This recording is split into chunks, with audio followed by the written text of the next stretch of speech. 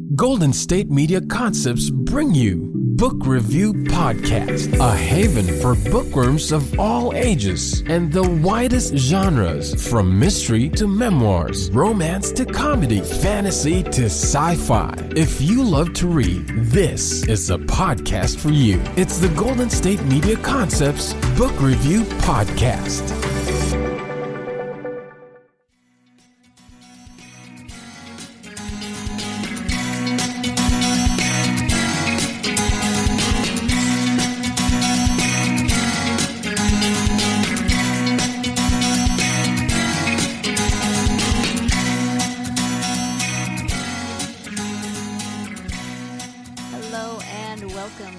Episode of the GSMC Book Review Podcast, brought to you as always by the GSMC Podcast Network.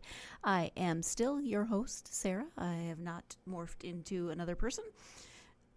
Not yet. Could happen. We'll see. Thank you, as always, for joining me. I hope you're having a good day so far. We have some good news in our family, in that my parents just let me know that they are both scheduled for their first COVID vaccine in very shortly. So excited about that. Looking forward to that first step in our family being taken care of, and then hopefully at some point the rest of us will get it and I can actually go home and see everybody and hug everybody. I've been having dreams about hugging people. Maybe I've mentioned that already in the podcast, but I continue to have dreams about hugging people. Yes, I miss people. I miss interacting with people. I'm a total introvert, but I've noticed that I am starting to miss people more than I thought that I might, and definitely missing my family. So, speaking of family, it's a bit of a segue, maybe a stretch, but the book that I'm talking about today is inspired by a family story, and that book is Copy Girl. It is by author Shelley Blanton-Stroud. Did I say Copy Girl? It's called Copy Boy. Let's get the name of the book right. It's called Copy Boy, and the back of the book says she's a very brave boy and a very difficult girl. Not my fault, Jane thinks, dropping a bloody crowbar in the ditch after Daddy. She steals Mama's Ford and escapes to San Francisco, where she fakes her way into work as a newspaper copy boy.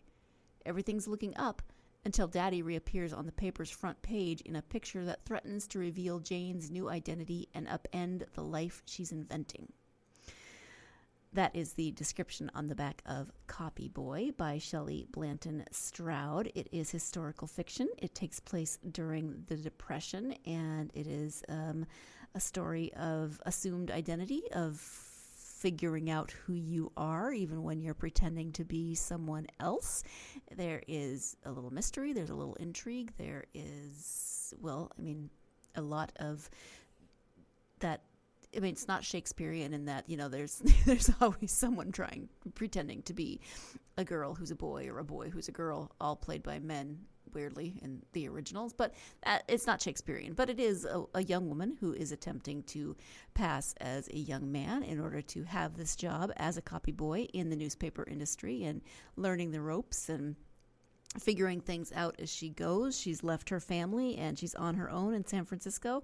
And then, of course, as you can see, her father reemerges on the scene and threatens to disrupt everything that she has worked for. So lots of good stuff in this book, and I like that it is based on something from the author's family's experiences. It's not autobiographical. It's not a memoir in any way, but it was inspired by a story that her father told her, and an experience that her father had. And so she talks about that in the interview. So I think we should definitely get started with that interview.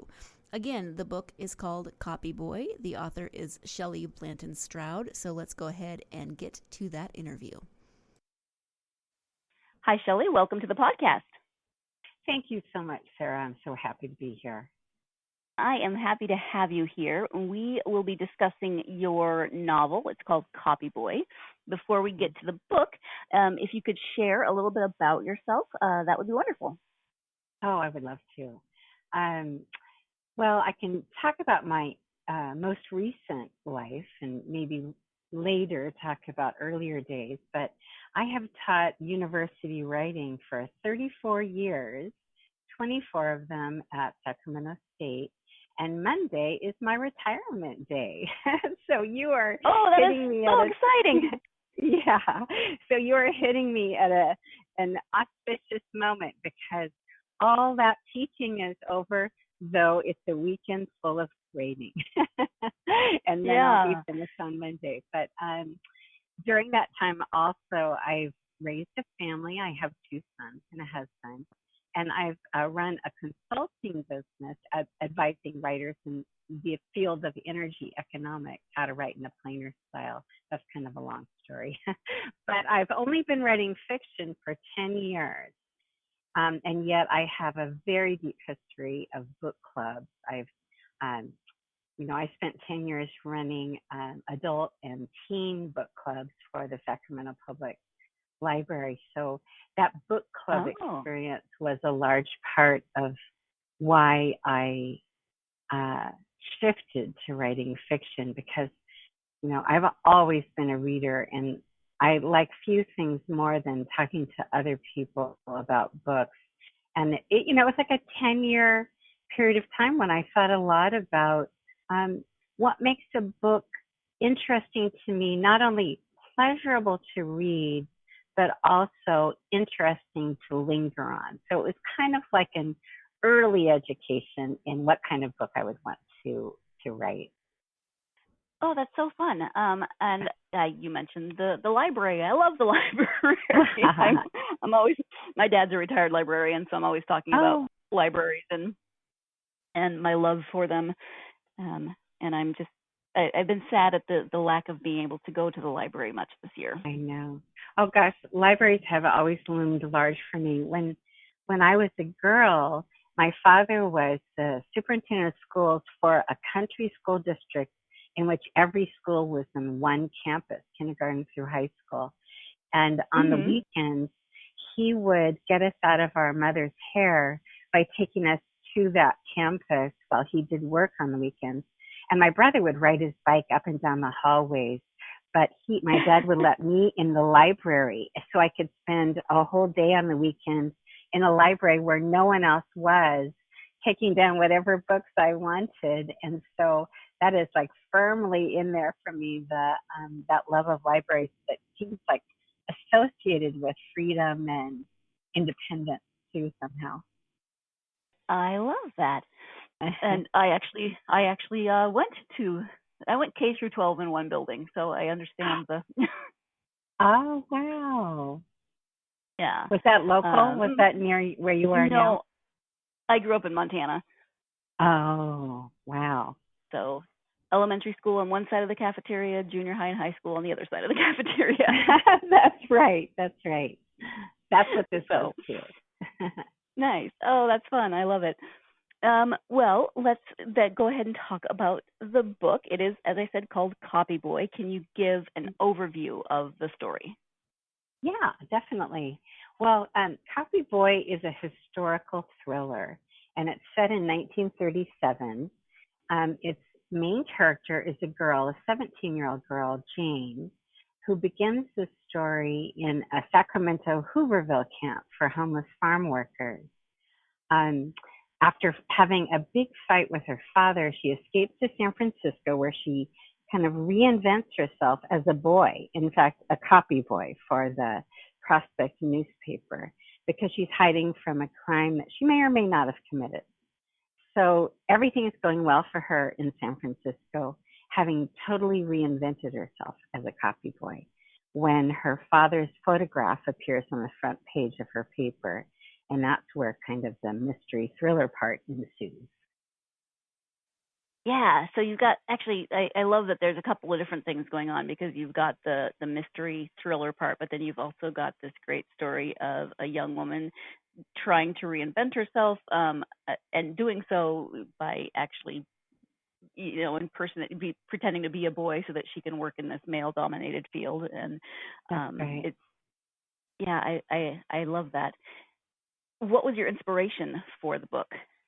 Well, gosh, maybe this is why it took me 10 years to write the book. I mean, first of all, I think it's pretty typical for a first novel to take 10 years of gestation and learning, the learning curve.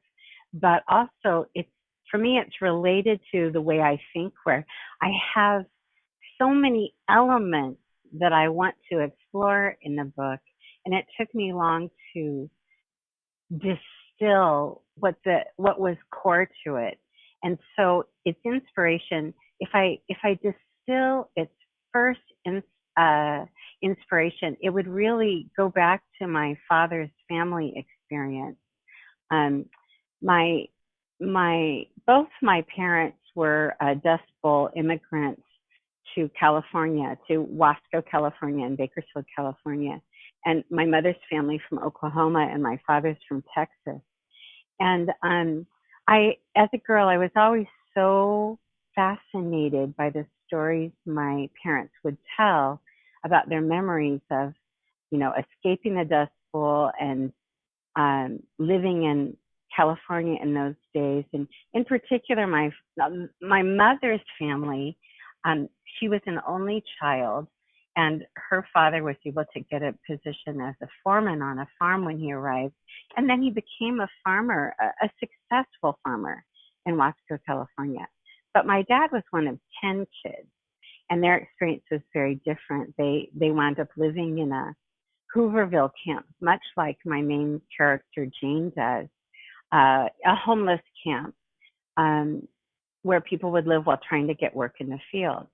And so that general background was part of the inspiration. But very literally, my father told a story about when he was 12 years old that became the inspiration for sort of the inciting incident and the beginning of my novel. I don't know, is this a good time for me to tell you that story?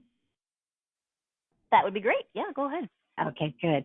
Well, first I'll say what happens in the beginning of my novel didn't happen fully to my father. I don't want you to get the impression he's a criminal. But good to know. Yeah. When he was 12, they were living in a tent, and they were doing picking of cotton before, or it might have been I don't remember if it's cotton or potatoes at that point, but they would do that before school and they would do it after school. All the kids would do it, and the parents. And there were so many kids in his family that that living in a tent, it meant that all the kids slept on one mattress. And so my dad did not want to sleep like that because, if somebody wet the bed, then you'd have to get up in the morning and go out to the fields and then straight to school smelling like urine. So he would choose instead to sleep outside. He'd prefer to sleep outside in the dirt. So one night he was out there with his good friend who lived in the family tent next to theirs. And we'll just call him Buddy. That's not really his name, but they were outside playing marbles. And Buddy's mother came out of their tent and said, I need y'all to get rid of Daddy. And get rid of Daddy. And Buddy looked immediately stricken. My dad and Buddy were 12. So get rid of your daddy. Well, Buddy's dad was an alcoholic. And he was actually a loving, friendly, charismatic, sort of delightful person. But he also was an alcoholic whose illness meant that he couldn't provide for his family. He wouldn't work the way he should work. When the family worked and earned money, he would use that money on alcohol and going off on benders. And times were so difficult then. I mean, it was really a very impoverished time. And the mother just couldn't take it anymore. So she tells the two boys, I need you to get rid of Daddy. He was passed out in the tent. Well, Buddy started to fall apart when his mom said that. And my dad got up and followed Buddy's mother into the tent and saw Buddy's dad. And he said to Buddy, you get his feet, I'll get under his arms. And to his deep surprise, Buddy did what he said. So they carried Buddy's dad to the back seat of Buddy's mother and father's car. And she said, drive on down to Shafter and get rid of him by the side of the road. So that'd be about 12 miles away. These boys were 12 years old. They didn't know how to drive. I mean, they maybe had experimented a little with driving, and they'd certainly watched parents do it avidly and maybe had some experience with tractors and but it's not like they were confident drivers. So I need you to drop him at the side of the road in Shafter, she said. And so at that time, it was clear that Buddy wasn't going to be able to do it. So my dad got in the driver's seat and Buddy in the passengers, and he got that old clunker down the road to Shafter with Buddy sobbing and accusing him. And then Buddy's father in the back seat woke up and was begging him, don't do this, don't do this.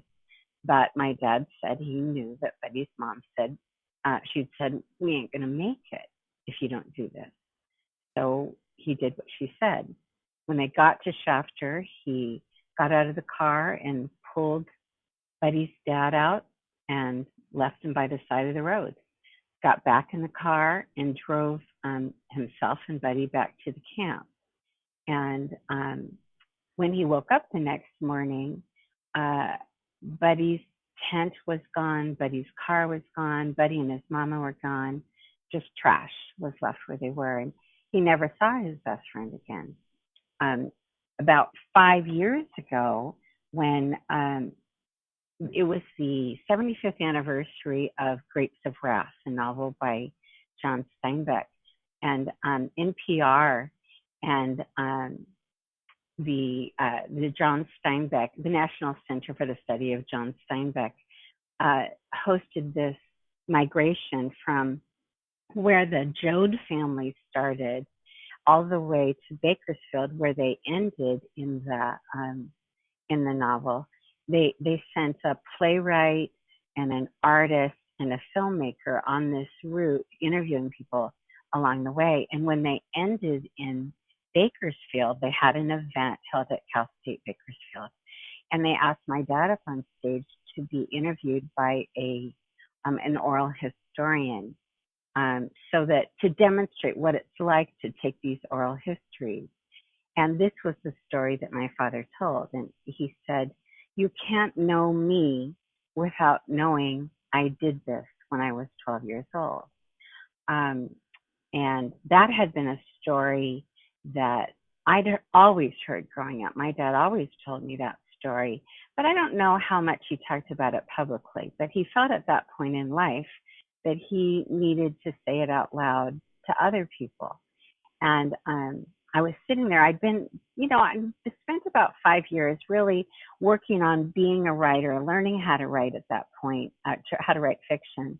And I saw the playwright sitting in the front row of this event, scribbling like crazy as my dad talked. And I thought, oh my gosh, this is my family's origin story.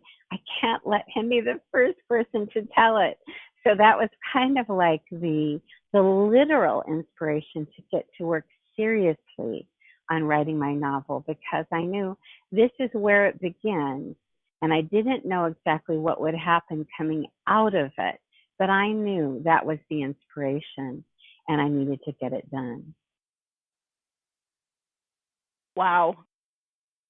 I think wow is definitely accurate. It's still accurate now, listening to this, as it was when I was listening to Shelley tell that story in the first place. And I think wow is a good place to break and go to our first break of the podcast. So stay tuned. You're listening to the GSMC Book Review Podcast, and I will be right back. GSMC Beauty Tips Podcast gives you advice on everything from hair to fashion to skincare products. We'll talk about the latest trends in makeup, hairstyles, and anti-aging remedies. And we'll cover all of the newest fashion trends. If you have an interest in or questions about the beauty trends that might work best for you, the Golden State Media Concepts Beauty Tips Podcast has got you covered. Download the GSMC Beauty Tips podcast on iTunes, Stitcher, SoundCloud, Google Play, or anywhere you find podcasts. Just type GSMC in the search bar.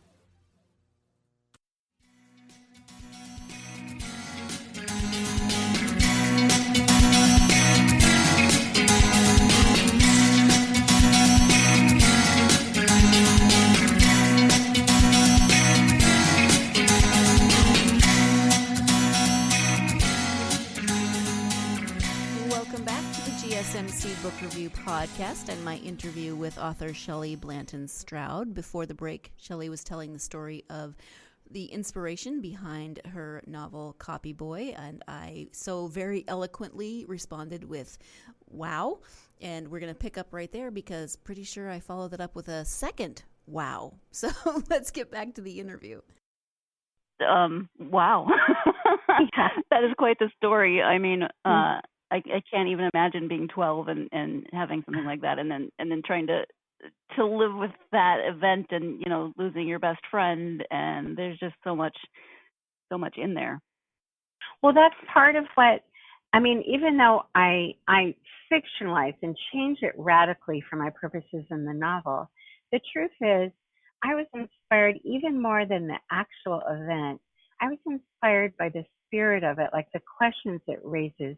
That have always been things I've thought about, like, what is it? I mean, my dad will talk about grit. He wound up being the Kern County Superintendent of Schools, and he opened an internet company with my brother. He's had all kinds of life adventures and accomplishments.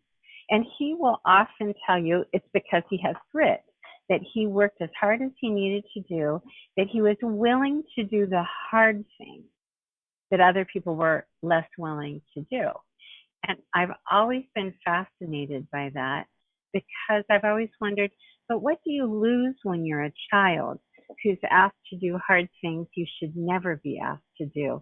What part of your childhood gets stripped away? And what do you gain? So that was a big part of it. And it's something it's interesting too to me because having taught for so many decades, taught at Sacramento State, it's been a research topic in my writing classes where I ask them to research grit and to find out what the science says about it and to explore what it might mean, just because I can't get enough of learning about that topic. I don't think I've worked it all out in Copy Boy for sure, but it's what really is one of the things that really got me stuck in writing it. Thank you. That is really fascinating. So let's talk then a little bit more about the book itself. Can you talk about the main character, Jane, and what about her do you think will resonate with readers? Yeah, and I think, gosh, I've been learning so much in the process of writing this book and then seeing it out in the world and talking to people about it, because different people get different things. Some people really are in there for a thriller. And I love thrillers too. But other people, maybe they're interested in historical elements. And other people are very interested in Jane's role as a girl. She's 17 when it begins. And the thing, I can't say what other people will feel about her. They'll feel she's a difficult girl. But for me, she has this core flaw in the time that she's living in 1937, and that is that she's terribly ambitious. Jane is ambitious, and sometimes her ambition is bad, or it leads to bad things. It leads her to jump when maybe she should pause. And I know I'm not like Jane. I am so careful. It takes me forever to decide to do a thing. So I'm fascinated by her and a little envious of that, whatever it is in a girl like her that says, I know they think I can't do it, but I'm going to do it. So it's her ambition and how she learns to shape it and maybe modify it that I think is really interesting about her. And the other part of it is, just the element that she is a girl in a time even more stringent than ours in terms of what it is a girl is allowed to do. There are, she discovers a certain freedom and a greater instinct to achieve things when she puts on the doggone pants. Wearing pants changes things for Jane. Cutting off her hair and not worrying about her hair. All of a sudden, there's a list of things she doesn't have to worry about, opening up space to worry about things she cares more about. And so I think that might be of interest to some readers. Actually, one of the things that interests me about Jane is that I didn't know, I thought that by writing this novel that would scratch this itch of wanting to look at family history and all of that and my feelings about female ambition. But I realize now that Jane, this is going to be a shorter series because I'm really, really interested in watching how Jane as a female progresses in her life. I have in mind, and in fact, it's no great surprise in the book that she's going to wind up being very successful. But I'm very interested in seeing how she progresses. What happens to her along the way as an ambitious female when she confronts real obstacles? So the follow-on books will move her through time and in different ages, because I'm very interested in female characters who change and respond to experience to become who they ought to be. Yeah, and you get a little glimpse of that change at the end of the book, and I don't want to give anything away, but and I was actually kind of fascinated by that because you're like, okay, so you've got this 17-year-old girl, very ambitious, very stubborn, very she knows what she wants, but then how does she get from there to what she is, who she is at the end? So that's exciting. Thank you. I was going to ask you, what drew you to this particular time in history, but that comes from your dad's story. How much research did you do for the book? Yeah, it's funny, in this workshop that I was leading last week, I was talking about research and what we call research. You know what I mean? Is it just literally when you're in the library? Is it all the books that you read and highlight and take notes? Is it the conversations you have with family? I mean, there have been, it's hard to accurately describe the amount of research because a lifetime of conversations is part of the research. However, there is literal research too. One of the areas that I did a lot of work in that made a huge difference in the book was, well, actually, first I'll say there is a book called The WPA Guide to the 1930s in San Francisco, which was like a lifesaver. It was like literally written during that time period. The funds for it came from government to give writers work, and really strong writers wrote it. And it's everything. It's like, how much does it cost to take a bus from here to here? Where are the bus routes? What are the 10 most popular bars? Who were the people who were presidents of these different big companies there at that time? It was just like this incredible, almost inexhaustible source. So that book is so, dog-eared for me. But an area of research that made a huge difference was I had always been interested, because of my family's background, in the photographer, the documentary photographer, Dorothea Lange, who was, I don't know if you're familiar with her famous photograph called Migrant Mother Nipomo, but if you look up Migrant Mother Nipomo online, you'll just see, millions of references to it as Dorothea Lange, who worked for the federal government, went around taking pictures during the Depression as part of an attempt to report on what the actual conditions were. And also the people who ran her agency, the FSA, were interested in generating empathy for the people who are living by the side of the road in order to get them more government help.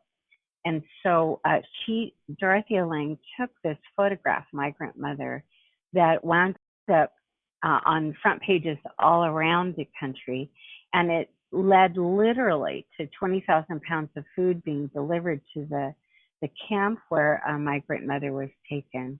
And it kind of alerted people across the country to just how desperate things were in this element of the Depression. So I've always loved Dorothea Lange's photographs. They're so, I guess part of it is that not only are they beautiful and artistic and the composition so fantastic, but they were like elevating the experience of my people. I felt that she was taking people who lived in cars and tents along the side of the road on that migration from Texas and Oklahoma with hopes for the future in California. And she gave them dignity in those photographs. So I always followed her works and collected all of these books with her photographs. And then when I read a Linda Gordon biography of it, then I knew I had to put her in the novel, a fictionalized version of Dorothea Lange, because I would never say Dorothea Lange does what my character Greta does. But Greta was definitely inspired by my research into Dorothea Lange. In fact, I can tell you one thing about that, Okay. two things about that. One would be that in that biography, I learned that Dorothea Lange made a minor alteration to that photograph, Migrant Mother, in which she edited out, or had someone in her darkroom edit out the thumb of the woman in the photograph, Jessie Owens Thompson, because Dorothea Lange thought that thumb was really distracting and ruined the composition. And when she did that, she got in so much trouble from a government agency because they took very, very seriously the documentary nature of their work. They had kind of a pure idea about show only what is truly happening. So the idea that she would modify it got her in a lot of trouble. And when I learned about that, I became really fascinated because of the time that we're living in on this topic of fake news and the difference between accuracy and truth. And I didn't wind up feeling wholly one way or another. I know that in my novel, the character Greta manipulates things, and by that manipulation, she does some good, just like Dorothea Lange did. Of course, in the novel, other things happen too, but I was really interested in the truth versus accuracy theme that came up in history for documentary photographers and even documentary writers in that period. I looked up the picture while we were talking, and it is, I'm sure most people would recognize it. I'm not as familiar with the other pictures in that series. And I just came across the thumb. I was like, I've never, right? I don't know what you're talking about. What thumb? And you have to, you have to really search because it is not in most of the pictures. And it's and also the process of removing a thumb from 1930s film, that's a different process than what we have now. Yeah, right. And also, it almost strikes me as charming that could get her in so much trouble, compared to the kinds of things that might be happening now. And accuracy, they wanted accuracy, but it's literally just a thumb. I don't know how to, it almost looks disembodied because you don't see the person that it's attached to. You don't even see the hand that it's attached to. And that's part of why she wanted to remove it, because it was kind of clunky and just made the composition a little odd. Yeah. Oh, fascinating. All the things that I'm learning today from you. Um, there are obviously, some autobiographical elements in the book. Would you say there's much of you in Jane? I'm not like Jane. Like I said before, that I'm a comfortable person. I don't have a long history of putting myself out on the edge, of jumping over the gorge the way that Jane does. I admire people like that, but they make me uncomfortable. And so I think if the question is, does she represent me? I think she represents some kind of shadow in me, like another version of who I might have been if I'd been more daring and nervy.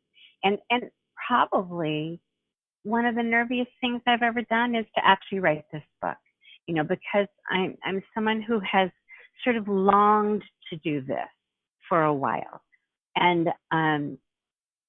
I'm sure many of your guests will talk about how you've got to be a little bit brave to write, not to write necessarily, but to share what you're writing and to imply that it's worth someone reading, and that, I feel like that was the biggest risk I've ever taken, was to say to readers, I think you will find this interesting. I think you'll be intrigued by people making these choices. But Jane, she makes 10 decisions like that in a week, So I think it wasn't reflecting who I am as much as who I'd like to be a little bit more like. I do think in the book, if I were recognizing myself anywhere, it might be in, again, a shadow character who doesn't really get on the screen with us. She just appears in memories. I think I'm closer to Jane's granny, who was like my granny. I'm someone who I've spent most of my life in support of other people trying to meet their dreams. I'm a parent, and people who are full-on parents, largely orient themselves around that, like making life possible for their children. And as a teacher all these years, it's been about encouraging and nudging along my writing students. In fact, that works out as a theme, and that's who the granny character is, someone who keeps her hope in herself alive. But that is another thing that came out of the Dorothea Lange research and was an important part to me, maybe less important to other readers. But the thing about parents and children, and what you owe to, what do parents owe to you? I was thinking about when, in my research, I turned up that Dorothea Lange, in order to have this brilliant career as an artist who literally made the world better for people who were struggling with her photographs, in order for her to do that, she and her husband, who was an economics professor at UC Berkeley, they would travel the roads, and for quite a while, they spent a lot of time on the road. And Dorothea would take these photographs and talk to the people, and her husband would document things, the economic situation, and they did much work together. Well, in order to do that, she had to arrange for her children to be in sort of temporary foster care.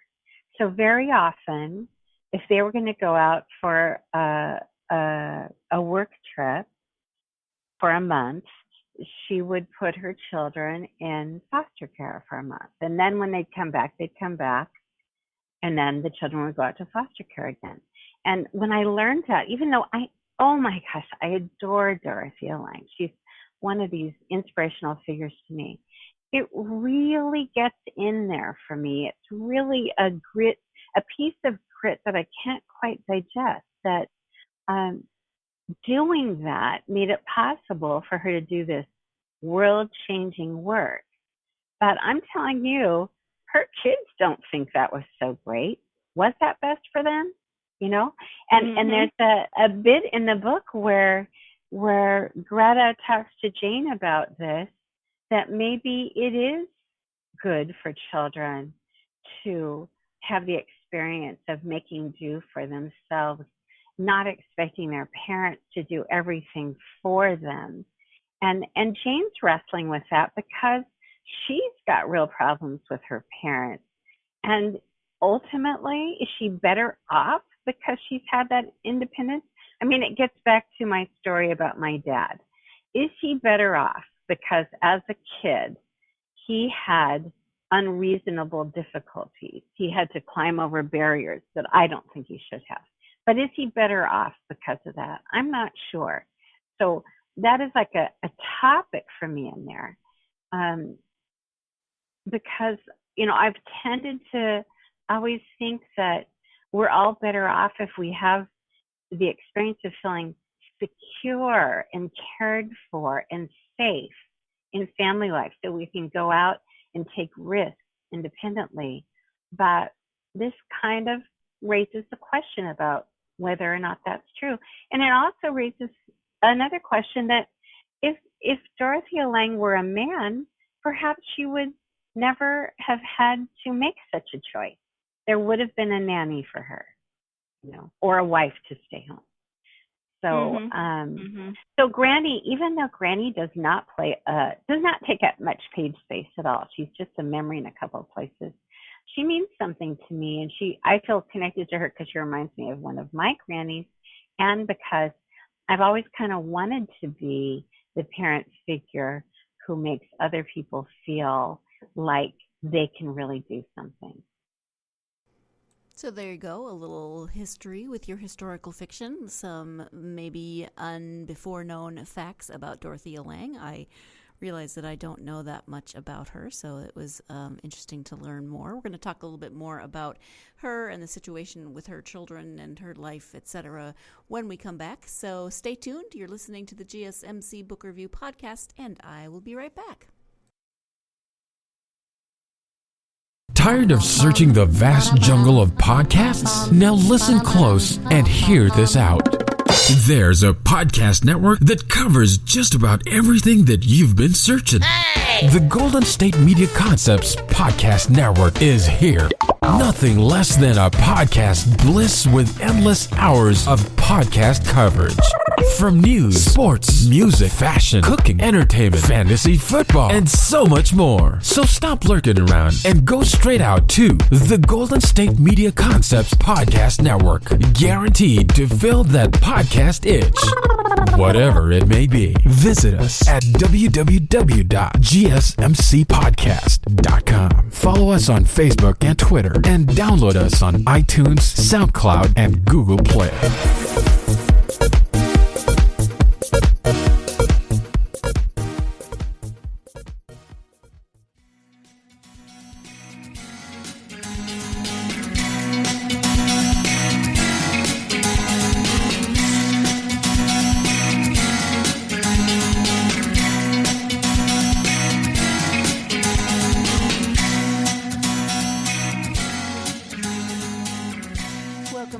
GSMC Book Review Podcast. Before the break, Shelley was speaking about Dorothea Lange and her leaving her children for extended periods of time when she would go off with her husband to work, and I am fascinated by that and the implications of that. So let's go ahead and get back to the interview with Shelley.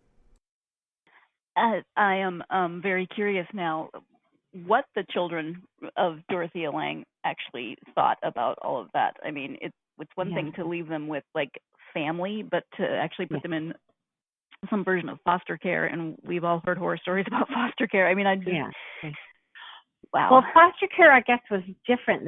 It wasn't like a government agency type thing. I think it was a for a hire kind of deal. You know, right, you could find a family. But I have read some things from like grandchildren and so on. You know, it wasn't great for them. It's not like her heirs are going about saying terrible things about her. They're not, you know. However, you definitely get the impression from reading the biographical information, that this was an element of growing up in that family. And I mean, there were so many, when you asked about research before, there were so many elements of it that, of real life, that I so wanted to be in this, but there were too many things. Like that Dorothea's first husband, Maynard Dixon, the important California painter, had a daughter from a previous marriage who did not, who came into Dorothea's marriage, and she was never nurtured the way she ought to have been, and for a long time she inspired a character in the book, because I worried about that girl. And from what I've read, not great things happened to her, but ultimately I had to face the fact that she didn't belong in this particular story. You know what? I'll tell you something I think is interesting, is that one time I heard the writer, the novelist Amy Tan, give a lecture, and she said that that every writer has an origin story, something that happened in their life that reverberates for them. And in her case, it was that when she was a young girl, her mother had a mental illness, and I don't know exactly what that illness was. But at one point, when she was like a 12-year-old girl, her mother pushed her up against the wall and held a knife to her throat and basically said, "I can take you out whenever I want to."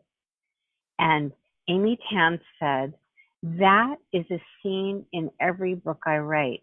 Not literally. It is not literally always going to be true that someone holds a knife against a vulnerable person's throat. But the emotions at the core of that, the questions at the core of that, will always be in what she writes. And I think that's true, that there are things you uncover in research and in your own experience that even if you can't work them into the plot, you know that they're touching on themes and questions that you'll keep returning to. So I think the vulnerability of children and the obligation of parents is really going to be a theme that goes on in this series. Yeah, I can only imagine that there is. I mean, I don't know the numbers, but the percentage of research that actually ends up in a book has got to be microscopic compared to the amount of research that happens. So are you working on the next book in the series currently, or what does that timeline look like? I am working on that, and I'm hoping to finish that draft by June. And this one's going to take place originally, Sarah, I thought that this series was going to jump in big chunks of time, like from 1937 to maybe 47 to 57 to 67, and let Jane get old relatively quickly. But now I find that I couldn't make myself jump ahead so much, because there are so many things that would happen to Jane as a 20 or 21-year-old woman that will make a difference in what kind of old woman she'll become. So this book is going to be set in 1939. And this is interesting to me because originally I have 318 pages of a novel written about a world-class tennis player, a contemporary novel. And I just can't let that be the next book, because everything that's happened with the pandemic has changed what I think real contemporary life is. And so it doesn't really work for me to talk about it in that way in the current times. But I was still so disappointed, because I've done so much work in researching women athletes and their ambition and the role ambition plays in it. So one of the women who invited me to her book club gave me the best lead that has just changed everything. Her name is Carolyn Martin, and she told me to look into Alice Marble. And Alice Marble in 1939 was a world-class, international champion of tennis. And she was in San Francisco. She grew up in San Francisco, where Jane is going to live. And Alice Marble is this amazing person who she plays in 1939 at Wimbledon, in the last Wimbledon before World War II. She won. And she also won in the mixed doubles with a partner, Bobby Riggs, young, like teenage Bobby Riggs. So I thought that was interesting. But Alice Marble goes on to have this amazing career in life, including that she was an editor of and designer of the costume of Wonder Woman in the comic strip. And then she also she became a spy in World War II. So I knew that I wasn't going to give up Jane as my protagonist. So in this novel set in 1939, Alice Marble's fictionalized self will be a major character, and as will the fictionalized version of her tennis coach. And it's going to kind of begin at Wimbledon in 1939. And so it was such a gift when this book club friend recommended Alice Marble to me, because where I had been feeling all of this pain and stress about writing the next book, now it's just all joy. I mean, oh my gosh, it's so much fun doing this research, and I still get to follow that thread of female ambition, female grit, the kinds of choices you have to make. It's just that I get to continue it in a historical period. Just showing that you never quite know where inspiration might come from. Absolutely. And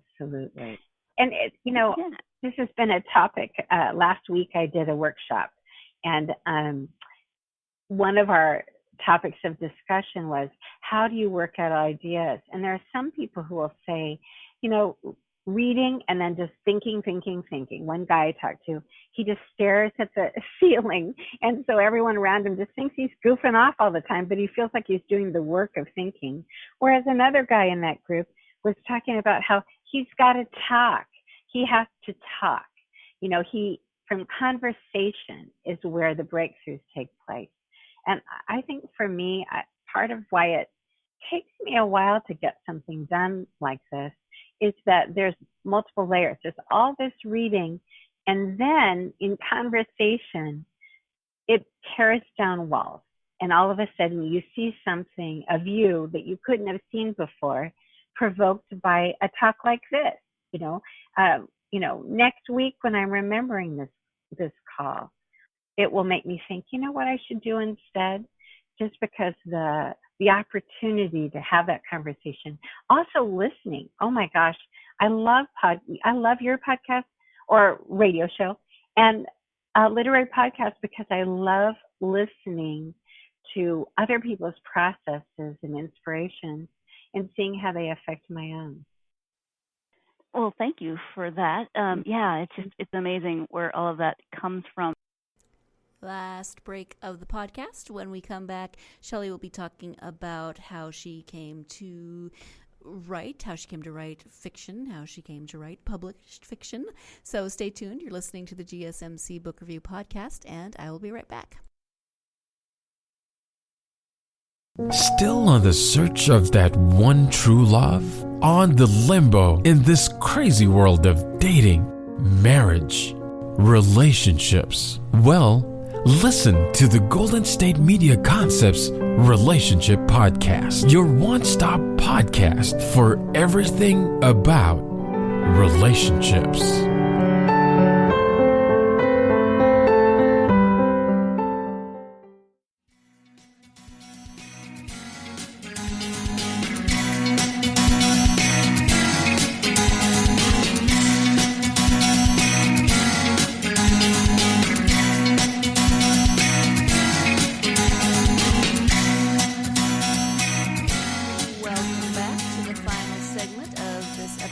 GSMC Book Review Podcast and my interview with author Shelley Blanton-Stroud.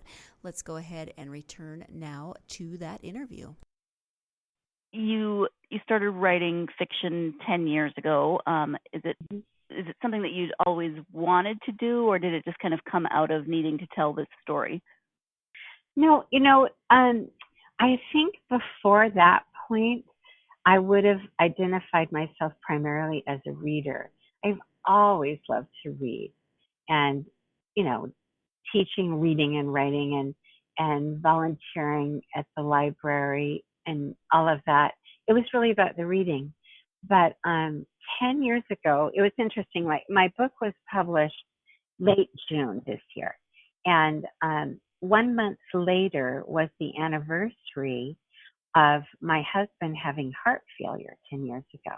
And so it's kind of an interesting roundness there, because 10 years ago, I was getting ready for my book club at Ardendemic Library, and I got a phone call. Well, my husband and my two sons were off on a scuba diving trip in Monterey Bay. They were going to get my husband and my youngest son were going to get their certification for scuba diving. My oldest son already had it. So I get this phone call. I pick it up, and it says Monterey Bay ambulance on it. And I thought, oh my God, which one is it? And I answered the phone, and my older son said, we're okay, but we're in an ambulance. Dad's had heart failure. And so he had it on this scuba diving trip. So I called my library and said, somebody else has got to take over the book club. And I got in a car and drove down there, and he was all right, and he is all right. However, it was at that point 10 years ago in July that we both had a discussion about, if there's anything we want to do, we better get started, because who knows what calamity lies around the corner. And it really was right about a month later that I bought myself a pile of journals, and I started a practice. I started the practice of journaling just to get the feel of writing that wasn't so essay-like and task-oriented as the writing that I do, or the writing that I teach at school. And I started, taking classes and attending workshops and conferences to educate me 10 years ago. And I think it's because, you asked if I was like Jane, and really I'm not. I don't always know what I want. It takes, something happening to clear the rubble and clarify things for me. And it was that happening to my husband that made me think, reading the books isn't entirely enough for me. I want to make my own. And it wasn't even, I want to be published. It was, I want to make a book. I want to make a novel that I would want to read. And so that kind of started the process. I wish I were a little more like Jane and could see more plainly the things I want, but it took something big for me to see it. And so that was right about when, at the point where I'd been leading these book clubs for the library for 10 years, at right about that point, I said, I need to back away from the book club. You'll need to find another facilitator. As much as I loved it, because I was going to try to capture that book club time that had a lot of reading and researching and preparing for our discussions, I was going to try to capture that time for writing. So it was very literal for me, the 10-year thing. Yeah. So then out of that experience, do you have advice for aspiring authors? Yeah, when I talk to, sometimes I'll have students at Sac State who, sometimes I'll have students at Sac State who are interested in writing fiction projects. But I'll tell them the first thing is write. Just write. Don't just contemplate writing.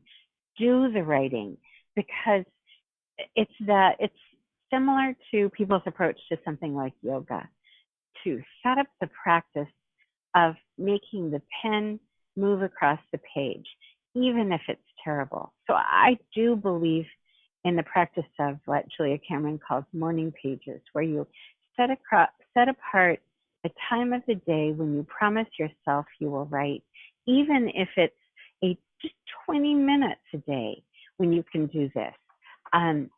if you save that time for it and say, it can be terrible, it can be anything, but you dedicate yourself to getting words on the page for this amount of time. And then as you get more fluent, what'll happen is you'll become more fluent at it. The words will come more easily with less struggle. And then you can set new challenges for yourself. You can say, I'm going to put a question at the top of these pages. Like in my early journals, I know that they were they were like, oh my gosh, this pile of essays is driving me crazy, and I sure wish dinner was better last night. So, they were very pedantic and just kind of boring. But as I became more fluent, then I would challenge myself with questions like, if there was a family story that seems like it's an origin story, what is it? And then write on that. And I might continue on it for a number of days. And then the writing in the mornings turned into a lot more targeted when I decided I was literally going to write a book and what kind of book it would be. So I definitely think it's okay to start just by writing, even if you don't have a task in mind, even if you can't envision exactly what a project would be, just writing is where to start. I'm going to imagine that this is going to be a very detailed question or answer from you because you are such a reader. But do you have favorite authors or genres when you read? I have so many favorites, but I will say that let me just mention a few who relate to this book. How about that? What is her name? Gosh darn it. Oh, I think I've got it now. Okay, I was trying to remember one author's name. So Patricia Highsmith first, who wrote The Talented Mr. Ripley. I loved that book in particular, and it was very inspirational to me because of, there was like, her Ripley was a chameleon, and he was willing and able to change himself into something else to get what he aspired to. And even the tone of The Talented Mr. Ripley sort of got in me and inspired my writing.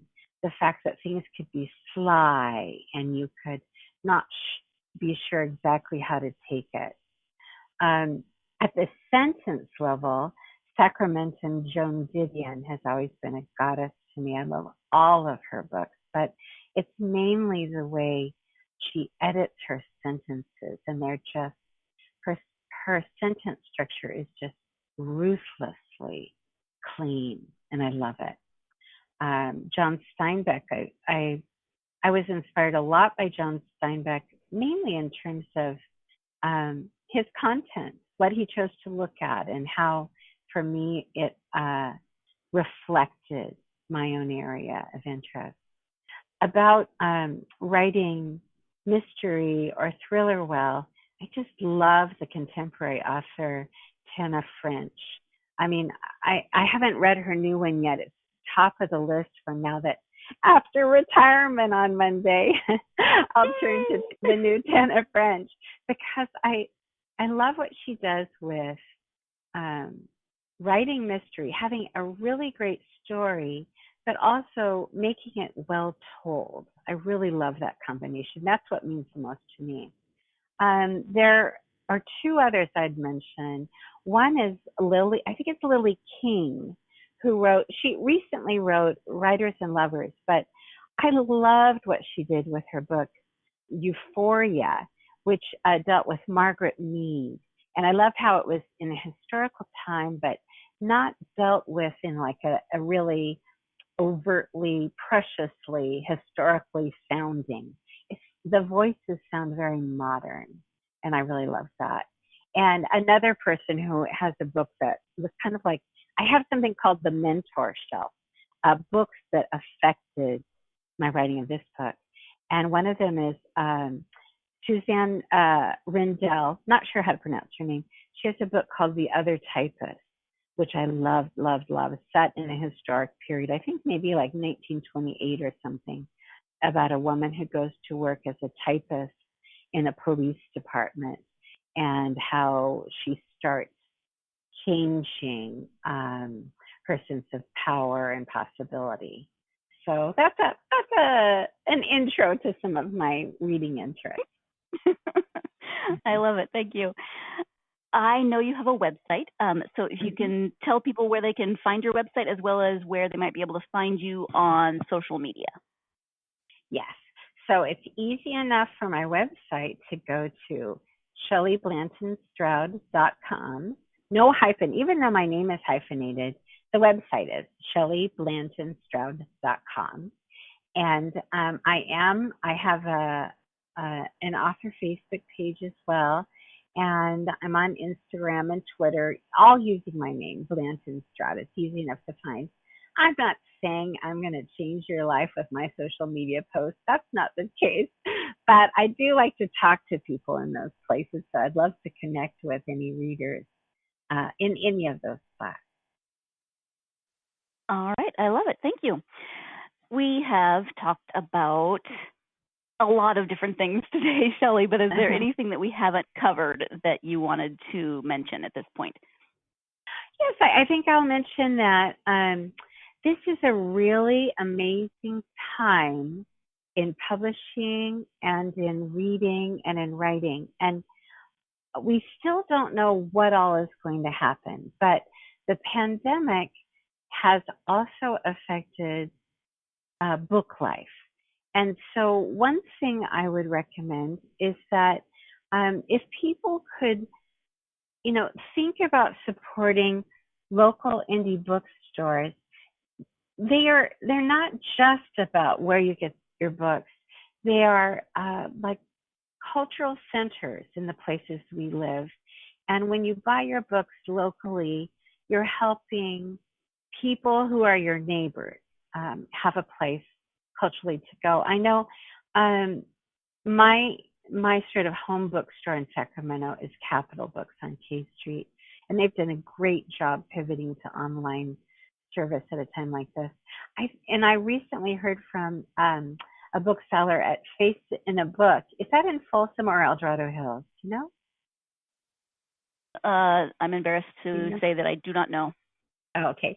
And then the last thing I'll say about that is that there's a new website, fairly new, several months old, called bookshop.org, where you can order your books online very easily and seamlessly, and you can designate an independent bookstore in your town to receive money from that purchase. And what was that website again? It's called bookshop.org. Bookshop. Okay. Check it out. Yeah, it's very easy to shop there. Lovely. All right. Well, thank you so much for everything. It was a pleasure speaking with you, and I thank you so much for taking the time to talk to me. Oh, I loved it.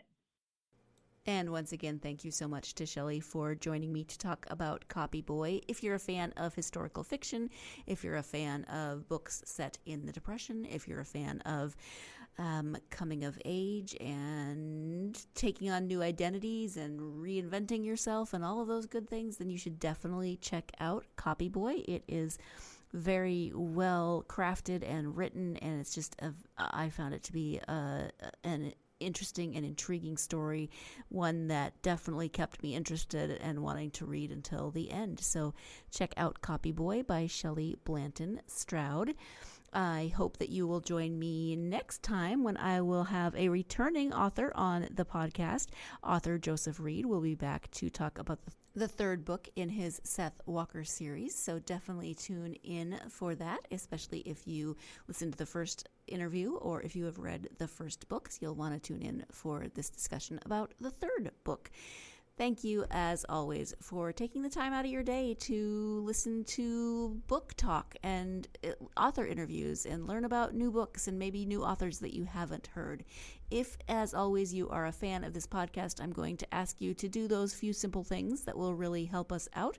First off, if you'll follow us on social media, Excellent. Thank you. GSMC Book Review, GSMC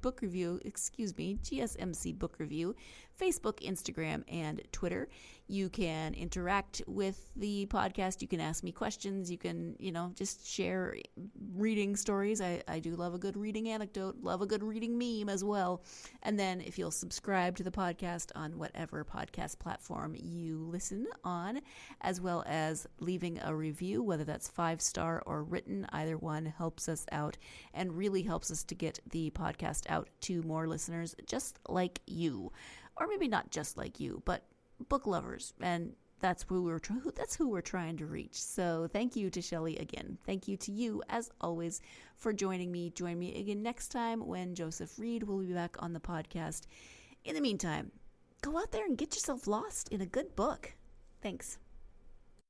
You've been listening to the Golden State Media Concepts Book Review Podcast, part of the Golden State Media Concepts Podcast Network. You can find this show and others like it at www.gsmcpodcast.com. Download our podcast on iTunes, Stitcher, SoundCloud, and Google Play. Just type in GSMC to find all the shows from the Golden State Media Concepts Podcast Network, from movies to music, from sports to entertainment, and even weird news. You can also follow us on Twitter and on Facebook.